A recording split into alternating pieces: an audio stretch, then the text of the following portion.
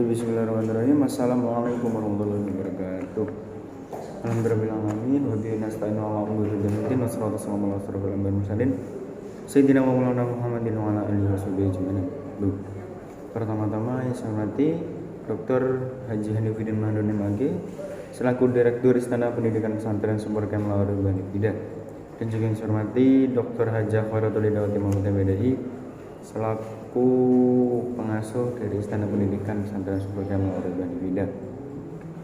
Dan tidak lupa yang juga saya hormati para dewan guru, terutama Mas Alfi selaku guru dari pelajaran kimia, dan juga yang saya hormati kedua orang tua saya dan keluarga saya yang berada di rumah.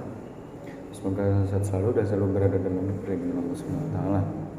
Nah, jadi pada kesempatan kali ini saya akan mepresentasikan PT imajinasi saya yang berjudul dari asam dan basa. Nah, teori asam basa. Nah, jadi di sini ada 3 teori. Pertama ada teorinya Arrhenius, kemudian Thomas M. Lowry sama Johannes N. Bronsted, terus yang teori ketiga sama K.N. Lewis. Nah, yang pertama ada seorang ahli kimia berasal dari Swedia yang namanya Svante Arrhenius, yaitu beliau itu lahir pada tahun 1859 sampai tahun 1927. Nah, kemudian pada tahun 1884 beliau mendefinisikan tentang asam dan basa, teori asam dan basa. Nah, kalau teori beliau, kalau asam itu zat yang jika terlarut dalam air itu dapat menghasilkan ion H+.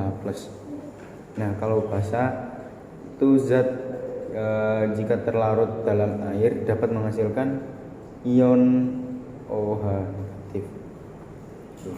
Terus yang kemudian teori yang kedua itu ada Thomas M. Lowry yang berasal dari Inggris sama Johannes N. Bronsted. Nah, yang pertama tadi yang Thomas M. Lowry itu riwayat hidupnya beliau pada tahun 1874 sampai 1936. Terus kalau yang kedua itu pada tahun 1879 sampai 1947. Nah, kalau yang Johannes N. Bronsted itu yang kedua itu dari Denmark. Nah, menurut teori beliau kalau yang asam itu bunyinya gini, suatu spesies dapat mendonorkan suatu proton kepada spesies kimia yang lain. Nah, atau dengan kata lain donor proton dalam kurung H+. Terus kalau yang basa itu suatu spesies kimia yang menerima suatu proton dari spesies yang lain atau akseptor proton, itu H-. Terus yang teori ketiga itu ada K.N. Lewis. Enggak ada kamu. Nah, beliau itu tidak menggunakan konsep proton, tetapi menggunakan konsep pasangan elektron. Nah, kalau menurut teori beliau itu kalau yang asam adalah suatu spesies yang dapat menerima pasangan elektron bebas. Tapi kalau yang basa suatu spesies yang dapat mendonorkan pasangan elektron bebas. Jadi kalau yang asam tadi dapat menerima, tetapi kalau yang basa itu mendonorkan, kebalikannya gitu.